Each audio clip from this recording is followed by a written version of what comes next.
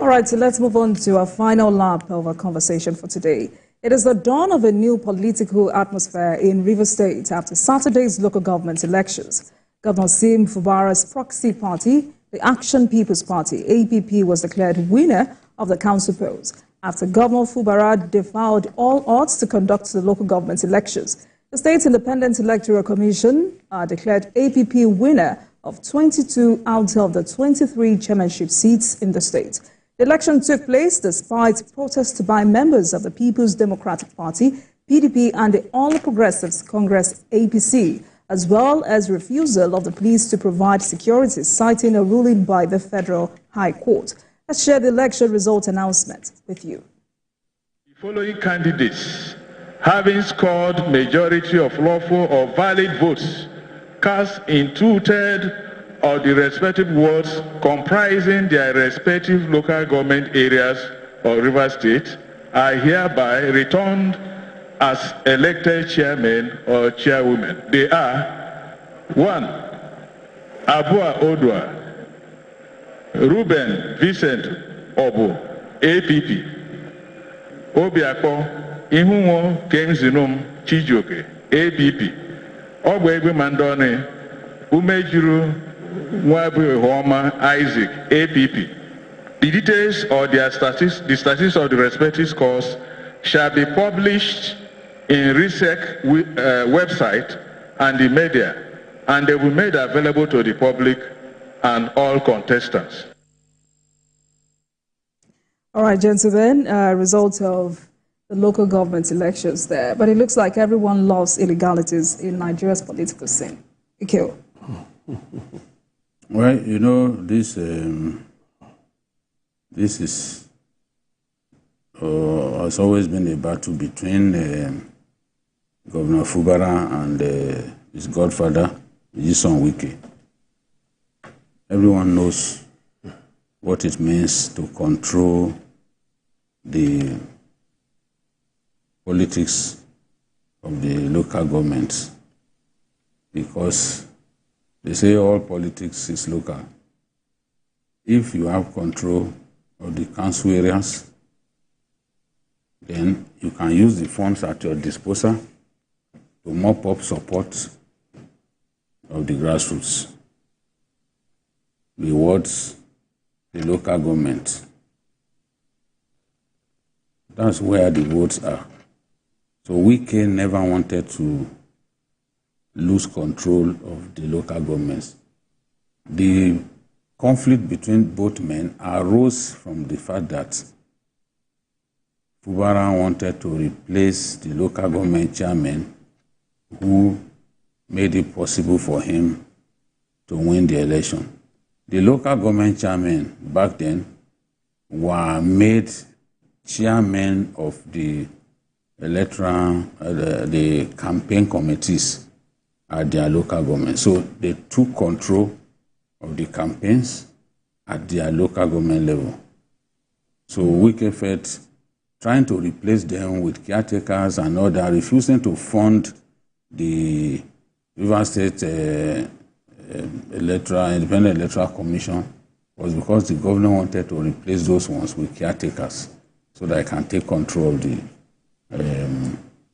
of politics at that local level.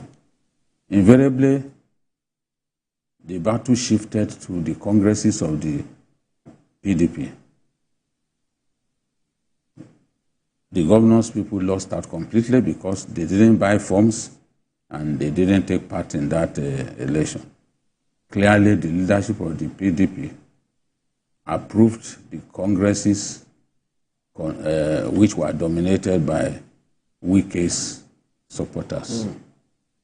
They produced the new state chairman of the party and the ESCO members, of the party in the states. Effectively, Fubara was being pushed out of the party because since his people didn't contest and his people didn't win any of those positions on offer during the ward and state congresses. It means that he cannot fall back on anyone by way of support, and that potentially could make life difficult for him if he's seeking re-election through the PDP. So when he saw that he had lost out, he ordered his people to go and contest on the platform of the APP. Initially, they were denying, but we all saw that his proxies, that is the caretaker chairman that he put in place, were told to go and contest under the platform of APP. He remains in the PDP, but the people that he sponsored contested on the platform of the APP. The PDP and the APC in Rivers State, both of which are controlled by elements loyal to the FCT minister, protested because they went to court to get the court to order INEC not to release the voters register to the Rivers State Independent Electoral Commission to conduct the election, because without a voter register, how do you do an election? But clearly those guys had collected it earlier because they kept saying, no, we already had it, INEC had given us before you even went to court. So it's a war of attrition between both men. Fubara at this stage is desperate to hold on to his position. Wike had come out publicly to say there's no room for peace. So that way you are telling the governor that no matter what, you will not forgive him. So he too will do his best to hold on to what he has. And with control of the levels of power at the grassroots level, there's a lot that they can do. For example, a party chairman can say, look, that event that you want to hold in my council area, there's no approval. We can say that. So in the coming days, we will see clearly that Governor Fubara has gained a big advantage in the battle against his godfather, Nyesom Wike, by holding on to the control at the local government level. There are 23 local governments in Rivers State. The Supreme Court ruled that any local government that failed to conduct elections, they will not release their funds. So you can imagine Rivers not having funds for 23 local government areas. It will affect their programs. So Fubara had to conduct this election so that the funds can come directly to them ahead of the deadline that the Supreme Court set, which is 90 days. So I don't think that they've done anything wrong by conducting this election. Don't forget, the Rivers State Independent Electoral Commission is a product of the law. Yes. And states are permitted to have the independent electoral commissions. So I had asked some of my friends, I said, how much longer could you people have even stopped the election? For how long can you even stop the election? Ultimately, because it's a Supreme Court decision, courts will permit them to go ahead and do the election. So you cannot, other states are holding an election, you can't say that they cannot do election. At the end, I think what they should have done was to take part in that election and probably try to win some seats. But by refusing to take part and then doing rallies, protests on election day, I don't think All right, it was a smart move. What's your take on this? Well, at the end of the day, what happens with... Do you blame the judiciary in any way? No. We've established here clearly that it's the case that you take to court that will determine the kind of ruling you are going to get. And when you look at it, both parties go in different directions. To different courts to get rulings. And they've done that. But the governor is saying, I can do the election. Anyhow you want to go about it, we already have what we need. and we are going to go ahead. Even the PDP, where Wike belongs, has been speaking from different sides of the mouth. While the state is saying one thing, the federal is saying another, the national is saying another thing. So you know that even within that party, Onyeson Wike has caused a division. That's what he has done. So, and I've said it a couple of times here, and even outside to my friends. No matter how much of a rookie you think a governor is, especially in an oil-rich state like Rivers, the fact that he controls funds is a major advantage to him. Yes, you see as minister, Wike also controls funds, but he can't control the kind of funds that Fubara has now. No. Fubara has. He can't. So at the end of the day, what he's going to do, thinking that he will use money and perhaps use violence, quote and unquote, the governor can double that. That's what it means. Wike has done it to other people. And he should expect that this will also happen to him. Because when he was doing it, this man he has put on the seat was also there. So he has learned. I was watching. He learned from the best. He has learned on the job. So he now knows how to go about it. So whether the man likes it or not, except he wants to lose out completely in Rivers State and be driven out of that state like he did to some people, then they have to sit down and have an agreement. Going to court will keep pushing the peace in the state further.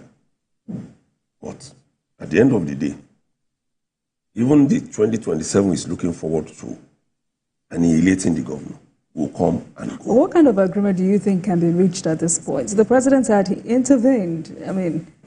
Oh, well, the president can only do as much as what those two people agree should happen. We are quarreling. BKO intervenes. If you have made up your mind you want to stay on your own lane, it is only this that can make me have, then there is no intervention that can come from anywhere.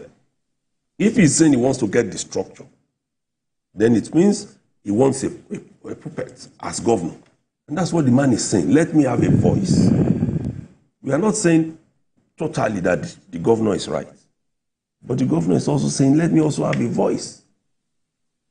If we have 23 local government areas, we can sit down. These are the kind of things that that have led to differences between godfathers and their godsons. You have a governor, you are telling, I want to produce all the local government chairmen. I want to be in charge of the party structure. If you have 20 commissioners, I want 17 out of them, they must come from me. And those ones, you are also even giving the governor the portfolios they must occupy. That will become a problem because what it means is the man is just sitting there. You are the one who is ruling. Okay. 2 explosions were reported during that local government election. And my question is, to what end? Those ones did not achieve anything in the end. As long as the governor was able to organize the election, it was a game changer for him. At a point, he looked down and out after he lost out in the congresses of the party. You know, it looked like Wike was going to blow him out of the water. But he had other plans. He got his men to go and to defect to the APP and contest. You know, they were thinking that because they instituted that matter in court that the elections will not go ahead. But since courts of concurrent jurisdiction had given their orders on the election, they just felt that, look, let's go ahead. And in any case, the Supreme Court had given an earlier order, which is the biggest court in the land, that they must do election within 90 days. So they felt that they were in the rights, obeying the order of the Supreme Court. So in the end, when you look at what has happened, they did nothing wrong by conducting that election. All right. And I also do not think that the police did anything wrong. The police said they were obeying the court order. Normally, they don't need the police to organize an election. So the insults heaped on the IG because he chose to obey a court order, I don't think was right. It wasn't even necessary. All right, gentlemen.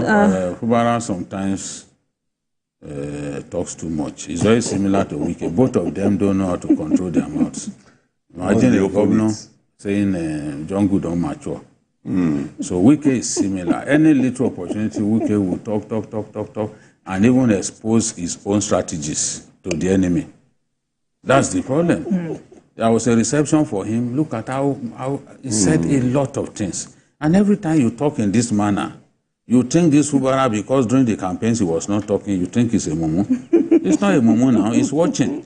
Anybody who has the powers that a governor has, especially the governor of one of the richest states in Nigeria, there will be people around him who will be advising him this, how to use this power, this, don't give these people a chance. Because the last thing a governor wants to see is that everybody who wants something from his state goes to Abuja to go and speak with the FCT minister before they can get everything.